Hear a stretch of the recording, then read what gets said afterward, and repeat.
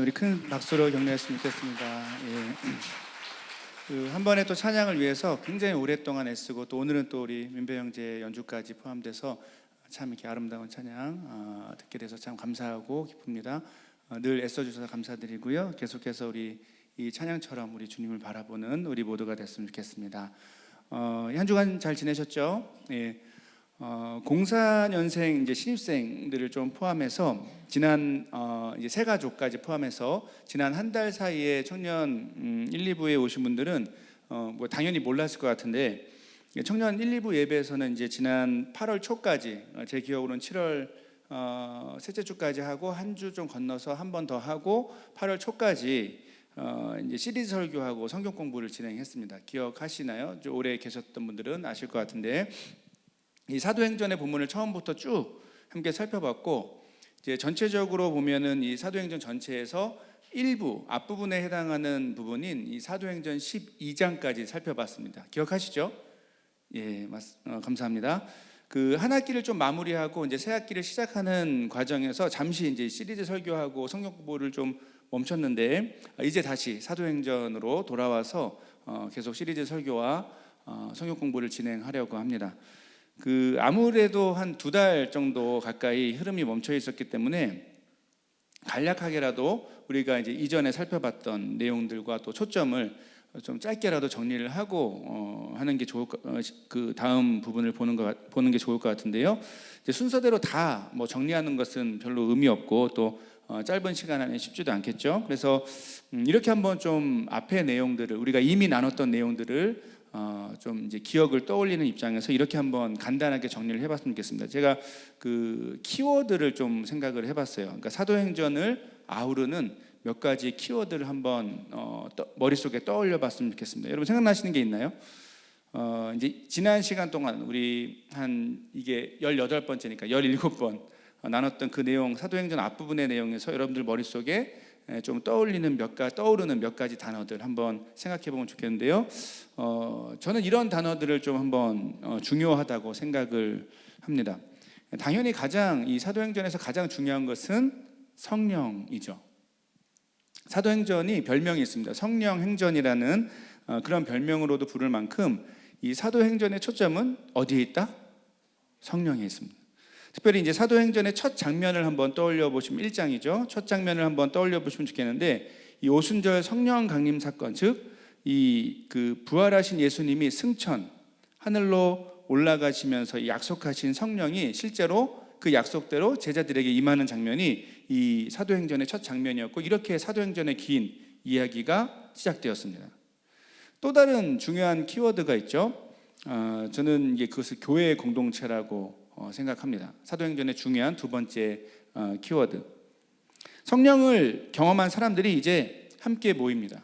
그리고 함께 모여서 매우 당시에는 또 쉽게 찾아볼 수 없는, 지금도 찾아보기 힘든 매우 특별하고 강력한 어떤 삶의 방식을 살아내기 시작했습니다.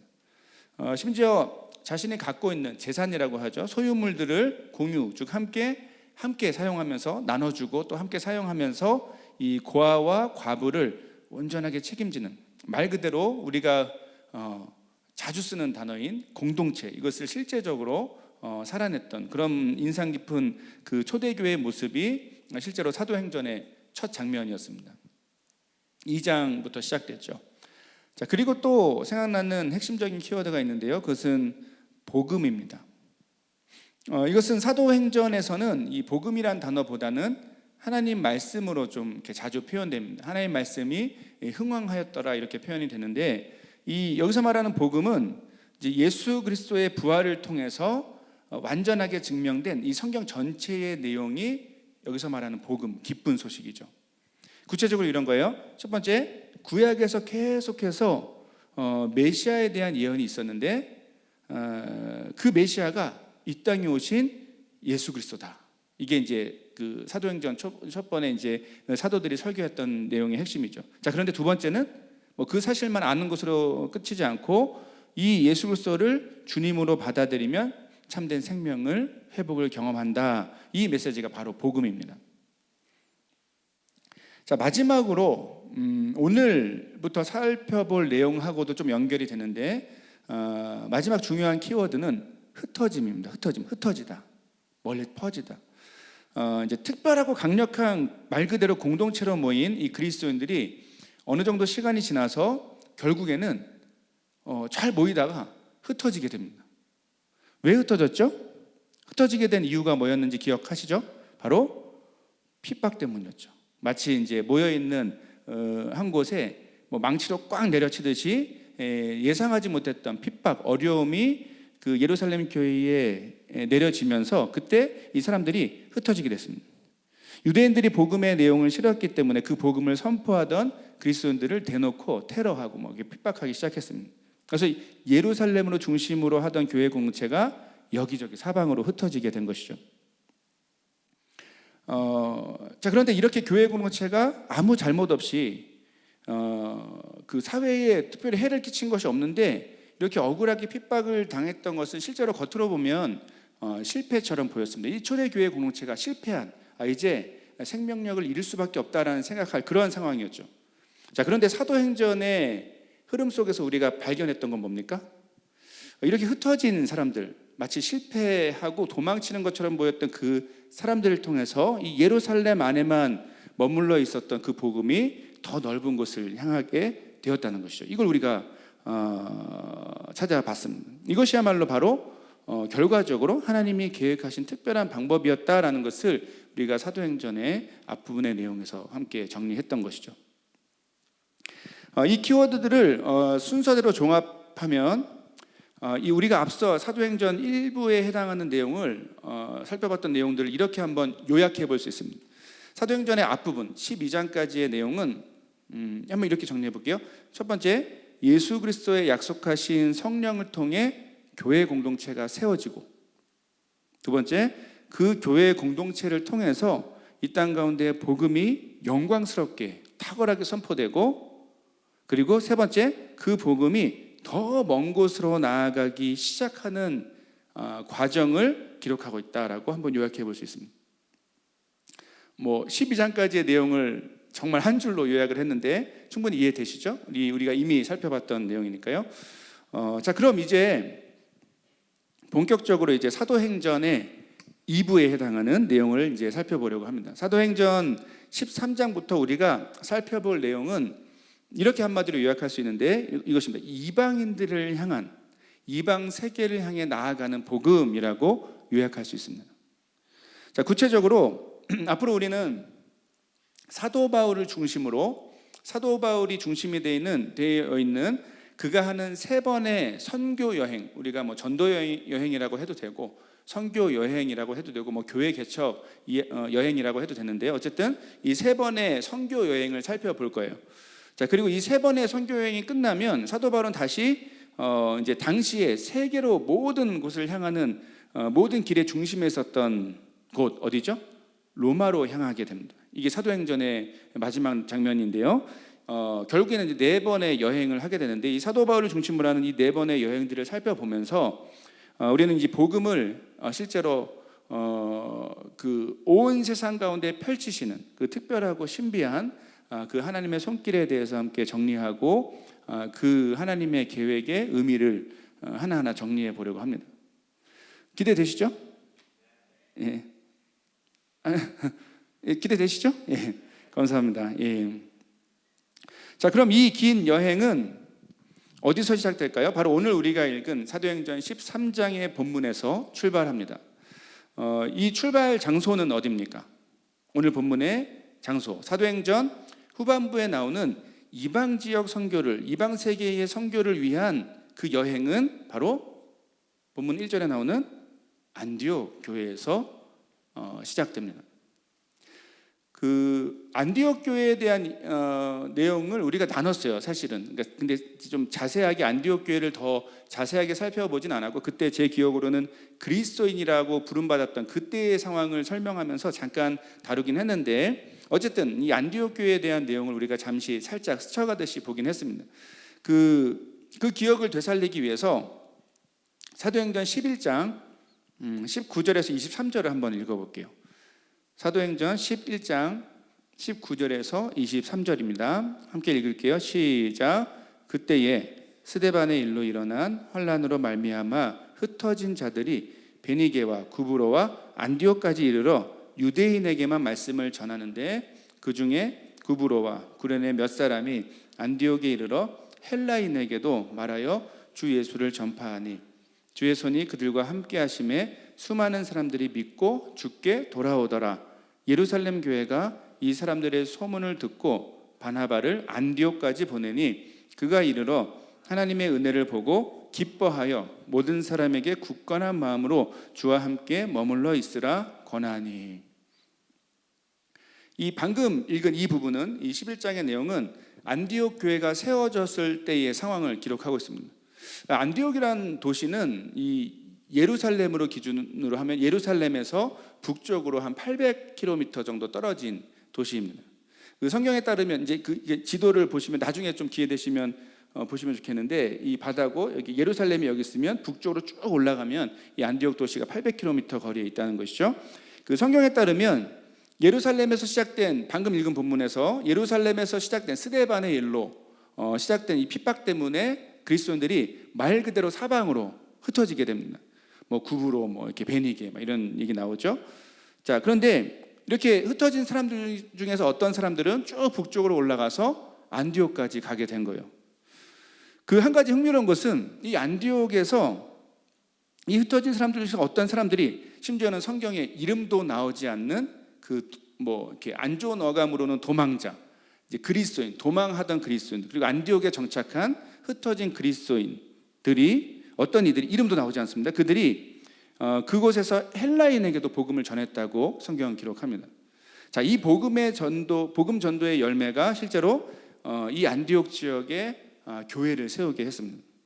자, 그리고 이 안디옥 지역은 예루살렘을 벗어난 이방 지역에 세워진 최초의 교회가 되어서 이제 이후에 이 이방 지역을 향한 선교에 있어서 베이스 캠프 역할을 하게 됩니다. 오늘 내용이 바로 그 배경을 갖고 있죠. 오늘 우리가 함께 읽은 이 본문은 바로 이 안디옥 교회에서 있었던 일을 소개하고 있습니다.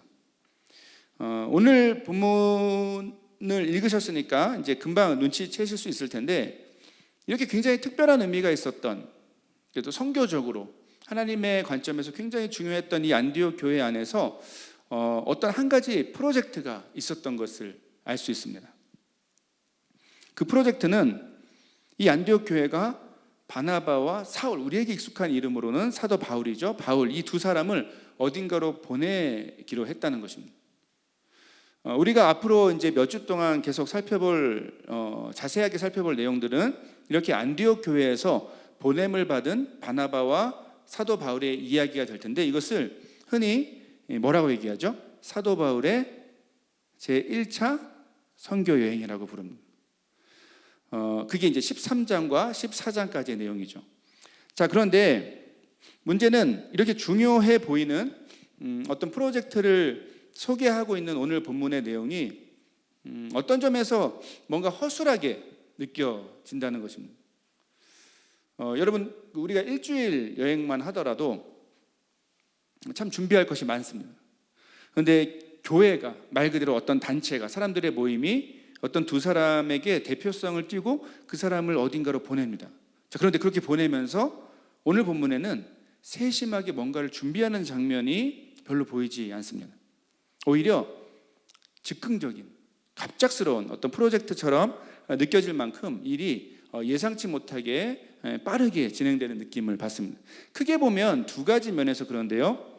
첫째는 이 안디옥 교회가 사도 바울과 바나바를 왜 보내야 했는지, 무슨 일을 위해서 보내야 했는지 그 이유가 확인되지 않습니다. 본문상으로는 나오지 않죠. 자, 그리고 두 번째 측면은 더 당황스럽습니다.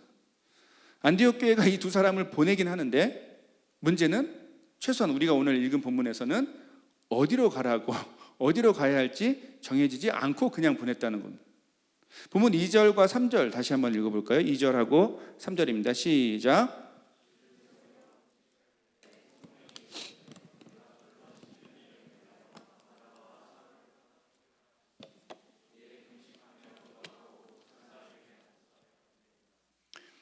말 그대로 좀 생뚱맞은, 좀 황당한 그런 상황 아닌가요? 교회가 갑자기 두 사람을 따로 세워서 보냅니다.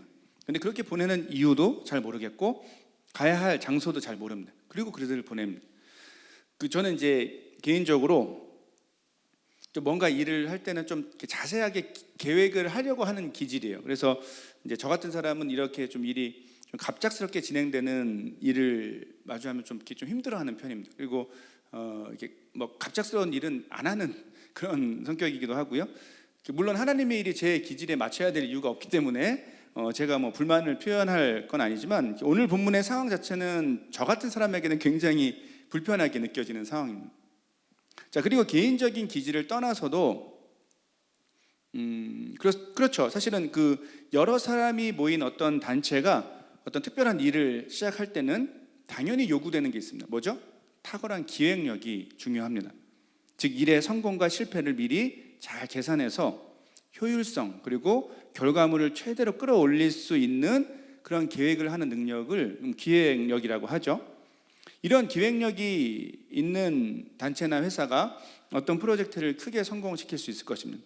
자, 이런 점에서 보면 분명 이 안디옥 교회가 오늘 본문에서 13장에서 시작한 이 프로젝트는 참 허술하고 사실은 좀 불편한 모습처럼 느껴집니다. 자, 그렇다면 우리는 이 안디옥 교회가 했던 일을 어떻게 받아들여야 할까요? 과연 하나님은 이 허술해 보이는, 우리의 관점에서 보면 좀 허술해 보이는 프로젝트를 통해서 어떤 일을 이루고자 하신 것일까요? 이 질문에 대답하기 위해서 오늘 설교를 시작하면서 나눴던 이 사도행전의 여러 키워드들 중에서 두 가지로 다시 한번 좀 돌아가 볼 필요가 있습니다. 사도행전에서 가장 핵심이 되는 단어 바로 성령과 교회의 공동체입니다. 결론부터 먼저 말하면 오늘 본문에 좀 쉽게 이해하기 어려운 상황은 한마디로 성령의 인도하심을 민감하게 따르고 또 그렇게 따르길 바라는 두 번째 교회 공동체의 반응을 실제로 보여주는 것에 오늘 본문에 가장 중요한 초점이 있다는 것이죠. 좀 더 자세히 설명하면 이런 것입니다. 오늘 본문 1절을 보시면 매우 특이한 설명이 나옵니다.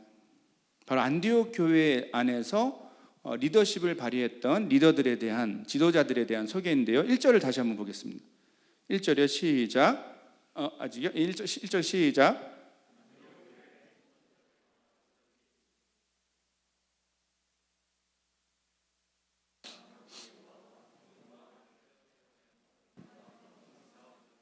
네, 감사합니다. 사실은 배경 지식이 없으니까 여러분 그냥 이 구절이 그냥 이렇게 멀게만 느껴질 거예요. 뭐 무슨 의미인지 잘 느낌이 잘 다가오지 않을 수 있는데, 근데 이 한 절의 내용이 놀랍게도 생각보다 우리의 느낌보다 훨씬 더 특별했던 이 안디옥 교회의 상황을 암시하고 있습니다. 자, 여기에는 5명의 리더들이 선지자들과 교사들이 나오는데요. 핵심은 그들의 출신과 배경이 다 서로 달랐다는 것에 포인트를 두고 지금 누가는 이 한 절을 기록하고 있는 겁니다. 이게 안디옥 교회의 상황이었다는 것이죠. 자, 바나바 한번 보실까요? 바나바는 사도행전 4장 36절을 보시면 우리가 봤던 본문인데요. 거기에 보면 어떻게 표현되어 있죠? 구브로 출신의, 사이프러스 출신의 레위 사람이었습니다. 쉽게 말하면 해외에 사는 유대인을 가리키죠. 다음에 나오는 이 니게르라 하는 시몬에서 니게르는 무슨 의미가 있을까요? 이게 검은색을 뜻합니다. 이제 지역적으로 보면 이 시므온을 우리의 지금 지명으로 따르면 아프리카 지역 출신의 사람으로 보게 됩니다. 그리고 어떤 이들은 이 시므온이 예수님의 십자가를 대신 졌던 사람으로 추정하기도 합니다. 자, 그리고 그 다음에 나온 사람 구레네 사람 루기오의 경우도 우리에 익숙한 이 북아프리카 지역에서 온 사람인 것을 알 수 있습니다. 자, 그리고 분봉왕 헤롯의 젖동생 마나엔이 나오는데 이미 설명 자체에 나온 것처럼 이 헤롯 왕가와 친밀한 관계에 있었던 사람인 것을 알 수 있죠. 아무래도 좀 사회적인 지위가 있었을 것으로 예상됩니다. 자, 그리고 마지막 사울은 사도 바울을 가리키는데 그는 율법학자 수준의 유대인이었고 예수 그리스도를 만나서 강력하게 회심을 경험했던 사람이었습니다. 안디옥 교회를 이끌었던 이 리더들을 성경은 왜 자세히 설명하고 있을까요? 이 5사람은 출신부터 인종, 문화적인 배경까지 매우 다양한 사람들이었다는 것을 성경이 강조하려고 했던 것입니다. 그리고 이들이 이 안디옥 교회의 대표성을 가진 어떤 중요한 역할을 했다면 그 안디옥 교회 안에 있었던 다른 이 성도들도 이 리더들처럼 인종과 문화가 달랐을 것이라고, 다양했을 것이라고 우리는 충분히 생각해 볼 수 있습니다. 자, 문제는 이렇게 인종과 문화가 다르면 사실 하나가 되기가 사실 쉽지 않죠. 이민자들의 구성이 사실은 어느 나라보다 뛰어난 이 캐나다만 보더라도 출신 민족들이 각각 따로 커뮤니티를 이루고 의외로 이제 민족끼리 섞이지 않는 것을 보게 됩니다. 자, 여기서 오늘 본문을 우리에게 선포하시는 성령님의 의도가 보입니다. 그것은 이렇게 다양한 사람들, 서로 다른 배경의 사람들이 이제 교회 공동체 안에서 성령의 인도, 성령의 지휘를 따라서 새로운 일을 시작할 수 있게 되었다는 것을 성경이 강조하려고 했던 것이죠.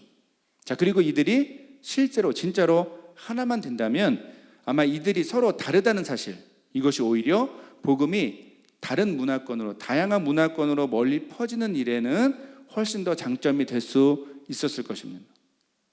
언어적으로, 문화적으로 다양했던 이 안디옥 교회는 예루살렘을 넘어서 이방 지역에까지 복음을 선포하는 그 일에, 하나님께서 계획하신 그 일에 유대인들만 모여 있었던 이 예루살렘 교회보다는 훨씬 더 탁월한 능력을 발휘할 가능성이 높다는 뜻이죠. 자, 중요한 것은 이 안디옥 교회는 이렇게 다양한 사람들, 이 상황을, 다양성을 하나로 묶는 강력한 성령의 역사가 있었다는 것을 또 본문은 증언하고 있습니다. 본문 2절과 3절에서 이 안디옥 교회의 모습은 이렇게 엿볼 수 있죠. 2절에서 보시면 주를 섬겨 금식할 때라고 나오는데, 이것은 사실은 우리가 좀 이렇게 다르게 해석할 가능성이 있죠. 한글 성경으로는 그렇게 오해할 수 있는데 쉽게 설명할 수 있습니다. 주를 섬겨는 여기서 말하는 것은 예배를 가리킵니다. 공동체적인 예배를 가리켜요. 금식하면서 예배하는, 집중하면서 예배하는 모습을 전제하고 있습니다. 그리고 3절에서 이에 금식하며 기도하라고 하는 것은 우리가 이제 간절하게 공동체가 기도하는, 금식하며 집중하며 기도하는 모습으로 볼 수 있어요. 자, 이 다양한 사람들이 결국에는 공동체 안에서 예배와 기도를 통해서 그냥 습관적인 것이 아니고 금식을 할 정도로, 그러니까 뭐냐면 성경에서 금식은 자신의 모든 것을 최우선순위를 두린 간절한 최우선순위를 표현하는 하나의 방식입니다. 금식하며 예배하고 기도하는 이 공동체 안에서의 함께 모이는 예배와 기도를 통해서 이 성령을 경험하고 성령 안에서 실제로 하나의 마음으로 이 다양한 사람들이 모여졌다는 것을 설명하는 것이기도 합니다. 자, 그리고 이렇게 성령 안에서 서로가 하나의 목표와 마음을 품다 보니 이제 새롭게 이 공동체 안에서 함께 나누고 말씀을 나누고 예배하는 가운데 새롭게 확인되는 이 성령의 인도하심에도 민감하고 또 유연하게, 즉 부드럽게, 순발력 있게 반응할 수 있었던 것이죠. 이 사실을 생각하면 이 안디옥 교회가 갑작스러운 이 프로젝트를 진행할 수 있었던 배경은 분명합니다. 그 중심은 결국 성령에 대한 민감함과 이 하나된 마음이 있었다는 것이 오늘 본문의 초점이죠. 자, 중요한 것은 이런 성령 안에서의 하나됨이 있다 보니까 철저한 인간적인 계획이나 계산이나 통계 혹은 시스템에 따라서 일하지 않고 사역들이 진행되지 않고 오히려 예배와 기도 그리고 사랑과 섬김, 존중으로 이 주님의 새로운 사역이 시작될 수 있었다는 것입니다. 자, 그렇다면 그 결과는 어땠을까요? 우리가 앞으로 그 결과를 이제 계속 볼 텐데 이 몇 주 동안 이 1차 선교 여행에 대해서 자세히 어떤 지역별로 살펴보게 될 겁니다. 자, 그럼 오늘은 그런데 그 결과를 미리 한번 살펴볼게요. 끝부분을 먼저 보겠습니다. 1차 선교 여행의 결론, 그 내용이 이제 두 번째 읽은 본문인데 14장의 마지막 부분입니다. 사도행전 14장 26절에서 28절 다시 한번 읽어보겠습니다. 준비, 시작. 거기서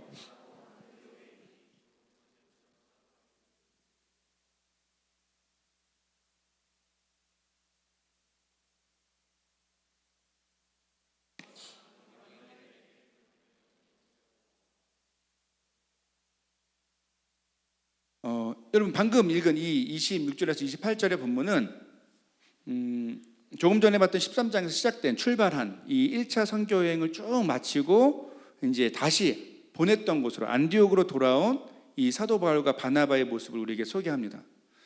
자, 그런데 여기서 놀랍게도 이 사람들이 출발했을 때, 이 13장에서 우리가 방금 읽었던 13장에서 출발할 때 있었던 일이 다시 마지막 부분에 설명되죠. 자, 26절에 보실까요? 안디옥에 이르니 이곳은 두 사도가 이룬 그 일을 위하여, 이 1차 선교 여행에서 계속 경험했던 그 일들을 가리키겠죠. 그 일들을 위하여 전에 13장 초반이겠죠. 거기서 하나님의 은혜에 부탁하던 곳이라 라고 이 안디옥에 대한 설명이 나오죠. 무슨 말일까요?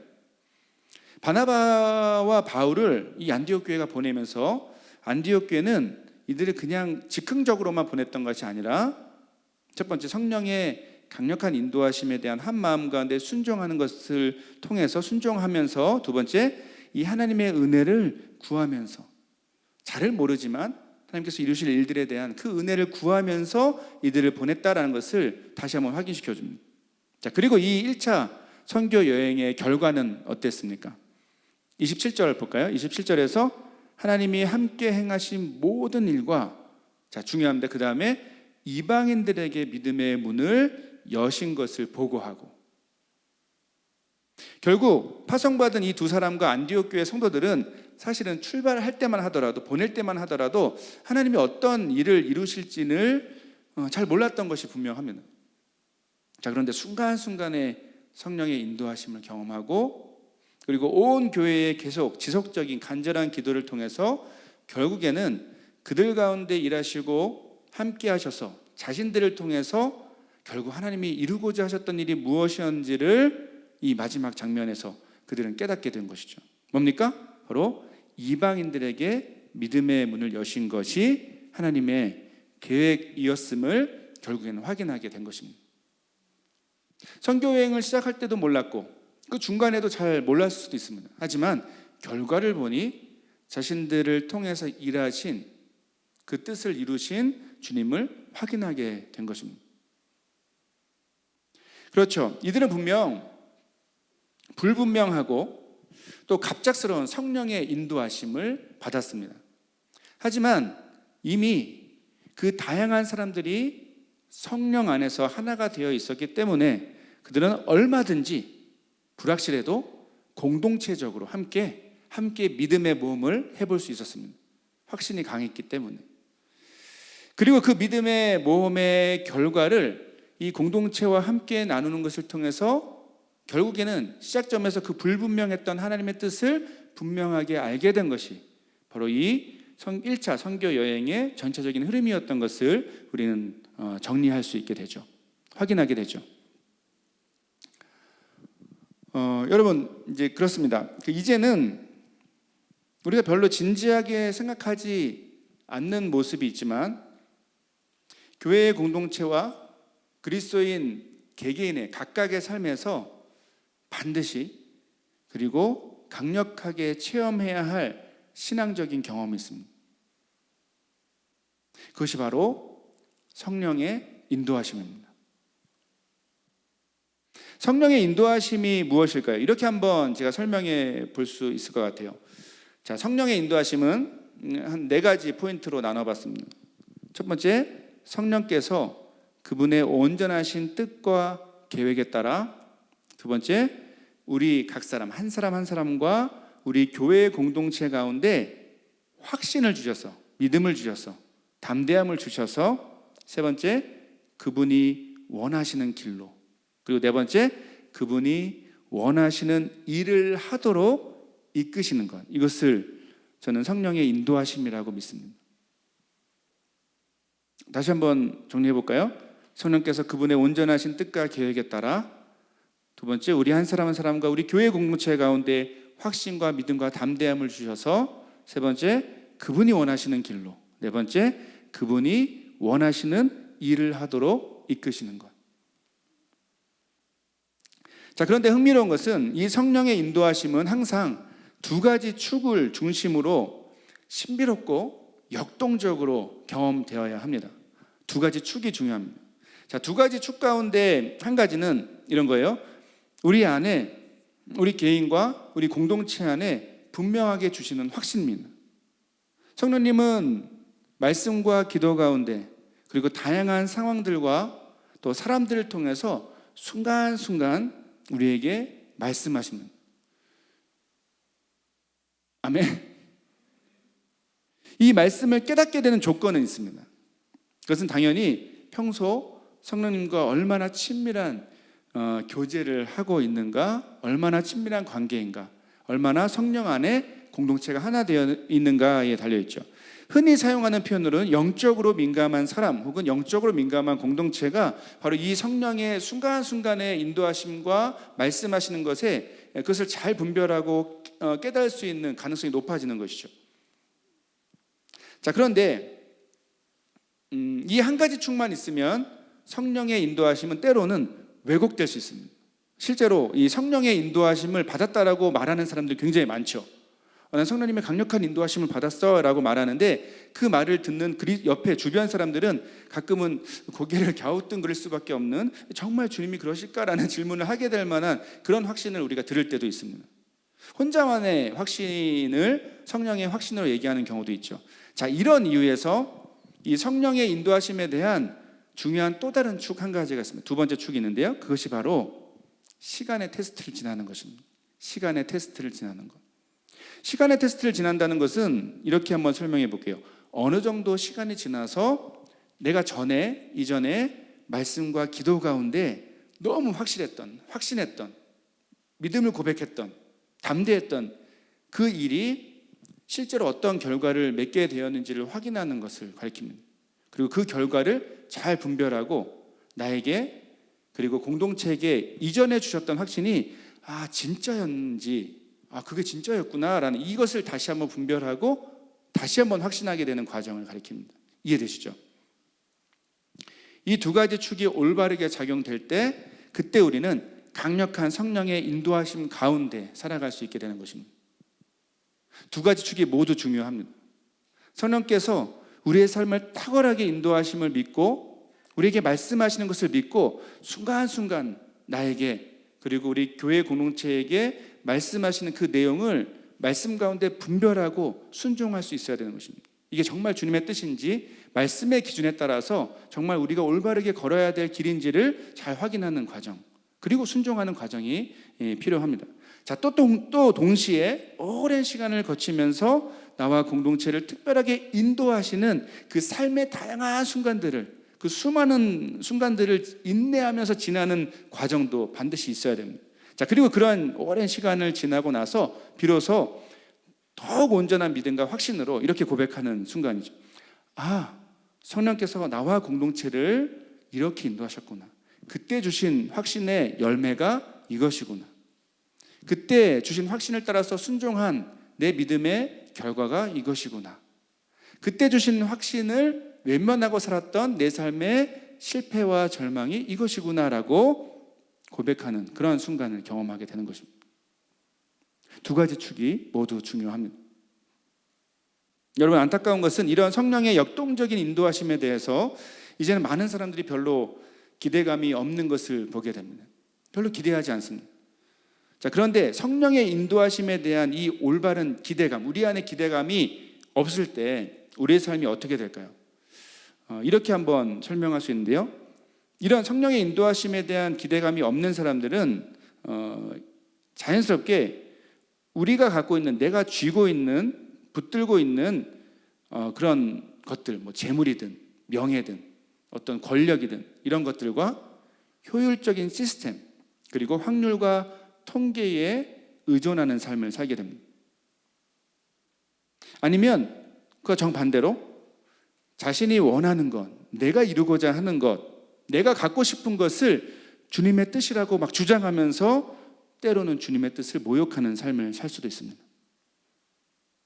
이런 삶의 방향을 극복하기 위해서 우리에게는 반드시 이 두 가지 중요한 축의 바탕을 둔 성령의 인도하심에 대한 기대감이 반드시 있어야 하는 것이죠.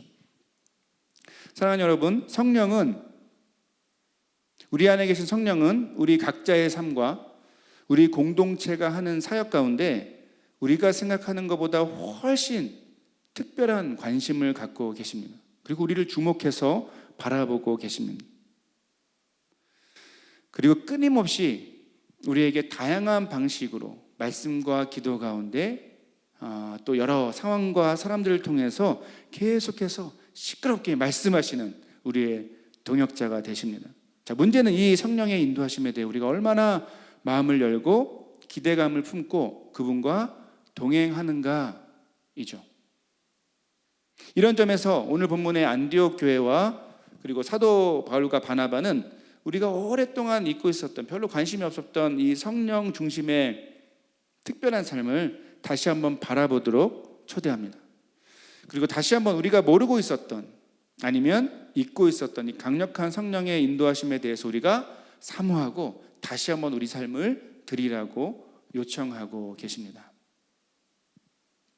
사랑하는 여러분, 여러분 가운데 개인적으로 개인의 삶의 현장에서 삶의 중요한 터닝 포인트 가운데 계신 분들이 있으십니까? 이 자리에 계십니까?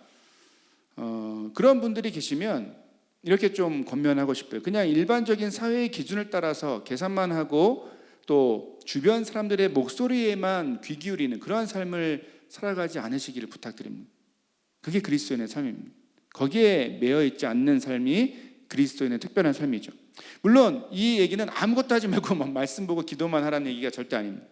지혜롭고 세심하게 우리의 삶을 철저하게 계획하고 준비하는 것 굉장히 중요합니다.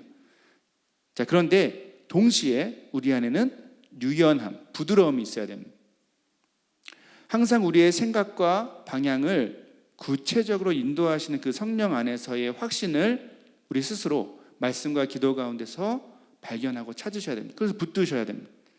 이런 성령의 확신이 있을 때 그때 여러분 우리는 좀 더 흔들리지 않고 우리에게 주어진 삶의 선택을 할 수 있게 되고 그 선택 안에서 최선을 다하는 삶, 신실한 삶을 그때 비로소 살아갈 수 있게 되는 것이죠. 그 개인적인 의미에서의 성령의 확신을 반드시 경험하셔야 됩니다. 개인의 차원이었다면 우리 공동체 차원도 마찬가지입니다. 청년 1, 2부 공동체의 상황도 마찬가지인데요. 여러분 우리 청년 1, 2부 공동체에게 지금 이 순간 주님께서 원하시는 것이 무엇인지를 함께 나누고 함께 예배하고 함께 기도하는 가운데 그 주님의 뜻을, 주님의 부르심과 인도하심을 분별할 수 있어야 됩니다. 여러분 간곡히 부탁하는 것은 이 청년 1, 2부 공동체를 여러분 모두 그냥 여러분의 개인의 신앙생활을 유지하기 위한 하나의 종교적인 도구로 그런 배경으로 생각하지 않기를 강력하게 부탁합니다. 하나님이 우리를 이 공동체로, 어떤 교회 공동체로, 그 공동체는 꼭 청년 일부가 아니어도 상관없습니다. 우리는 여러 가지 이사를 하거나 여러 가지 직장 문제나 한국을 돌아가나 그러면 어쨌든 또 눈에 보이는 이 교회 공동체가 바뀔 수 있기 때문에요. 그래서 꼭 이 공동체만 얘기하는 게 아니고요.